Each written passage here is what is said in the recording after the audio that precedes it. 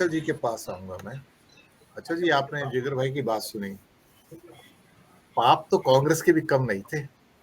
अगर इतने पाप ना किए होते तो बीजेपी पनप नहीं पाती थी, ये भी बात सही है।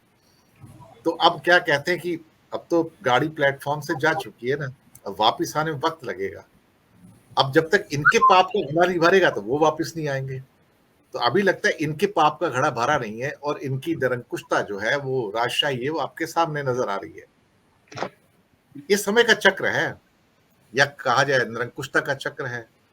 इजराइल में भी देखिए, नेतन्याहू वो भी चुन के आए हैं, लेकिन है तो निरंकुश। वो भी राजा की तरह बिहेव करते हैं, है तो डिक्टेटर ही वो भी, और सबको पता है।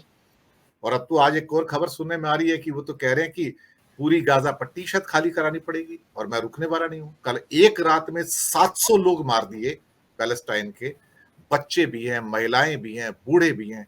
अभी सारे हमास वाले तो नहीं है। अब तक वहां पे 6,500 से 7,000 पैलेस्टीनियन मारे गए हैं, जिनमें से 1,500 बच्चे हैं। अब आप कैसे दुनिया से कहोगे कि वो बच्चे हमास के मेंबर हैं? आप किस मुंह से यूनाइटेड नेशन को ये कह रहे हो, एंटोनियो गुटेरेस को, जो कि सेक्रेटरी जनरल है, कि आप इस लायक नहीं हो वहां बैठो, आप रिजाइन कर दो। आज देखिए यूनाइटेड नेशन के ऊपर भड़क रहा है इसराइल कि तुम्हारी हिम्मत कैसे हुई कि तुम सीज फायर की अपील भी करो। इवन ये यही बात है कि किसी भी वेस्टर्न कंट्री में आके, बाइडन हो, मैक्रो हो, सुनाक हो, शोज हो, किसी ने भी आके दो तीन वर्ड नहीं कहे। पहला कि डी एस्केलेशन होना चाहिए, दूसरा सीज फायर होना चाहिए, और तीसरा वहां पर शांति स्थापित होनी चाहिए। ये तीन शब्द कोई नहीं बोल रहा है सर। इसका मतलब सब तो कैरोसिन डाल रहे हैं, आग में घी डाल रहे हैं। तो ये निरंकुशता के ये भी एक तरीके हैं। और इजराइल कहने को लोकतंत्र है, लेकिन आज जो उसका बिहेवियर है, मुझे लगता है कि शायद वो नॉर्थ कोरिया की तरह है मेरे हिसाब से। राकेश अंचल जी।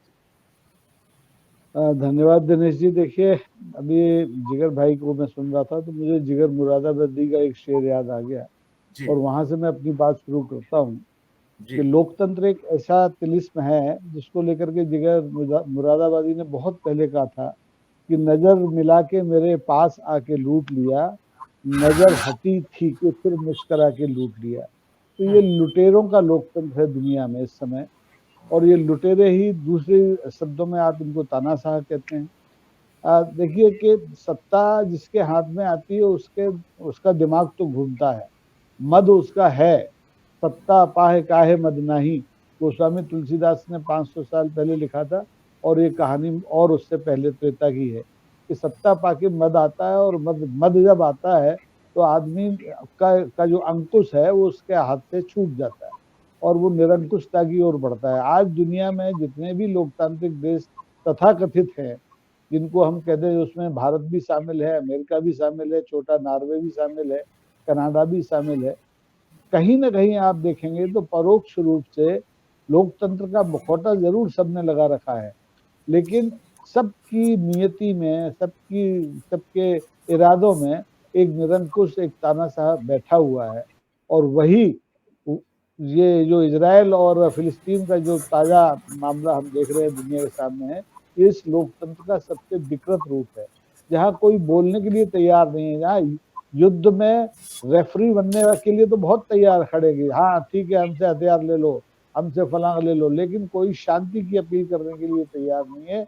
कोई मानव वध जो हो रहे हैं, मानवाधिकारों की जो बात दुनिया में सबसे ज्यादा बड़ा लोकतांत्रिक देश अमेरिका करता है, वो ये करने को तैयार नहीं है कि आप इस युद्ध को रोकिए, निरपराध बच्चों महिलाओं की हत्या को रोकिए। आतंकवाद एक अलग मुद्दा है, आतंकवाद से लड़ने का अगर आपका निश्चय है तो आप हमास को टारगेट कीजिए ना, आप एकदम निरीह जनता को क्यों मारे जा रहे हैं?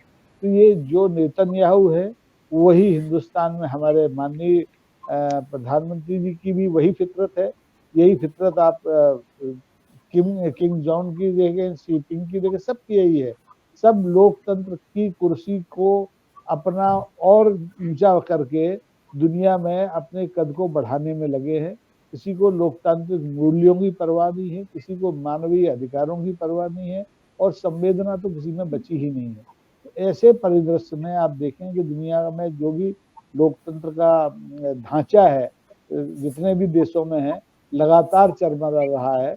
और कहीं आप देखेंगे कि 57% ऐसे देश हैं, 57 देश तो ऐसे हैं जहाँ दोषपूर्ण ही लोकतंत्र है पूरा, लोकतंत्र है लेकिन दोषपूर्ण कहलाता है।